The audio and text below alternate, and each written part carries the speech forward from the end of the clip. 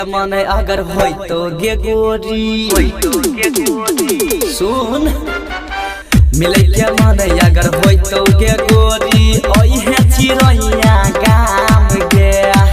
मिले के मन अगर होई तो गे गोरी ओहे चिरैया गाम गे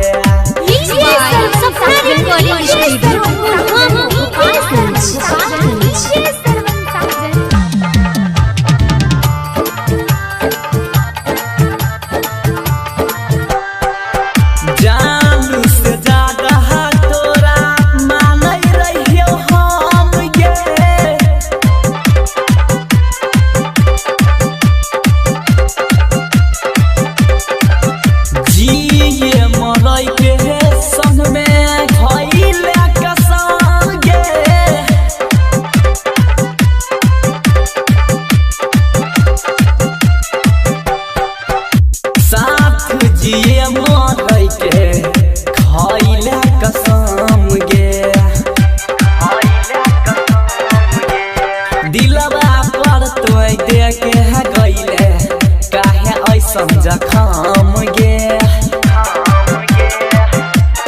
हाँ दिलवा पर तोय देखे है गईले काहे ऐसन जखम गे मिले के मन अगर होई तो गे गोरी मिले के मन यदि होई तो गे गोरी ओहे धाप गाम गे मिले के मन अगर होई तो गे गोरी ओहे धाप गाम गे डीजे सरवन साजन डीजे सरवन साजन डीजे सरवन साजन डीजे सरवन साजन डीजे सरवन साजन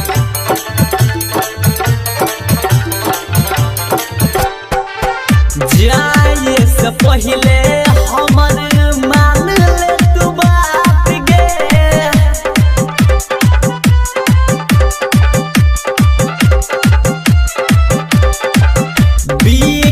चंचल से कले मुलाकात गे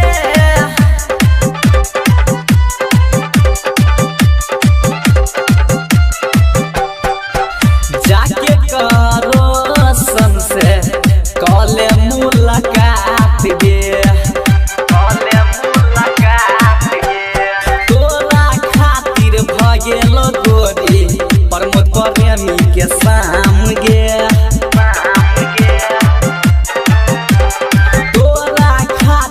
भगेलो गोरी प्रमोद प्रेमी के शाम गे मिले के मन अगर होई तो गे गोरी मिले के मन यदि होई तो गे गोरी ओहे लामी गाम गे मिले के मन यदि होई तो गे गोरी ओहे लामी गाम गे झुमका देलियो नथिया देलियो लिहा हमर नाम गे झुमका देलियो नथिया देलियो लिहा हमर नाम गे मिले के मन अगर होई तो गे गोरी सुन मिले के मन अगर होई तो गे गोरी ओहे चिरैया गाम गे मिले के मन अगर होई तो गे गोरी ओहे चिरैया गाम गे मिले के मन अगर होई तो गे गोरी ओहे मोरा घाट गाम गे